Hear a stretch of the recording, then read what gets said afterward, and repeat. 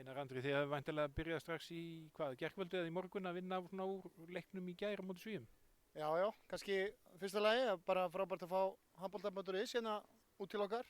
Fagnaðarefni að fá besta fjölmiðil landsins hérna til þess að koma og fylgjast með okkur og strákunum. Jú, bara eftir leikinn í gær þá bara svona önduðum við hans rólega og fórum í gegnum leikinn og hérna greindum hann og settum síðan niður með strákunum og svona fórum yfir það sem að betur mátti fara. Spilum frábæran fyrri hálfleik. Hefðum kannski svona með örlítið betri leik og ef að nokkur hlutir eru dottið með okkur, verið mögulega með jafnan leik og jafnvel yfir í hálfleik. Síðan alltaf bara tekum við mjög erfiður seinni hálfleikur. Brennum mikið af færum í hérna byrjun seinni hálfleiks og spilum bara hreinlega ekki vel í kjölfarið af því. Þannig að það er svona margt jákvætt sem við getum tekið með okkur og svona annað sem við getum lagað. Þannig að það er margt gott og margt sem þarf að laga. Það var sóknarleikur sem var eiginlega skipur og dá eða ekki í seinni hálfleik í gær.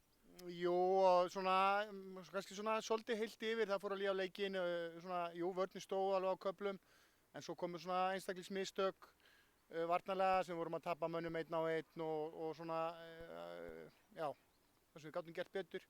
Og svona sóknarlega mistum við svona pínulítið móðinn í færunum og annað, hann var okkur erfiður markmaðurinn og þannig að það var svona litlir hlutir hér og þar sem þarf að skerpa á. En það er samt orðið svona gleði efni eftir allt saman í gærkvöldi að fljóta inn í áttalegu úrslitin. Já, það var náttúrulega bara stórkostlegt. Við svo sem vissum við vorum búin að stúdera vel mótið áður við fórum inn í það og ræddum við strákana að þessi leikir náttúrulega fyrsta lagi mótið Úkraínu og Pólandi yrði náttúrulega að vinnast. En ef við myndum spila þá vel þá myndi hvert mark skipta og hrósa strákana fyrir að fara spila 60 mínútur þessa leiki og þú veist, við vissum að markatala gæti ráðið úrslitum af því Svíarnir eru með frábært lið. Þannig að við komum okkur í þessa stöðu og svo fjalluðu þessir leikir eins og þeir fjalluðu í gær sem var svo sem eftir bókinni. En maður veit aldrei fyrir þessi leikir klárast og þetta var nú bara jafnir leikir, svona mestan hluta leiks.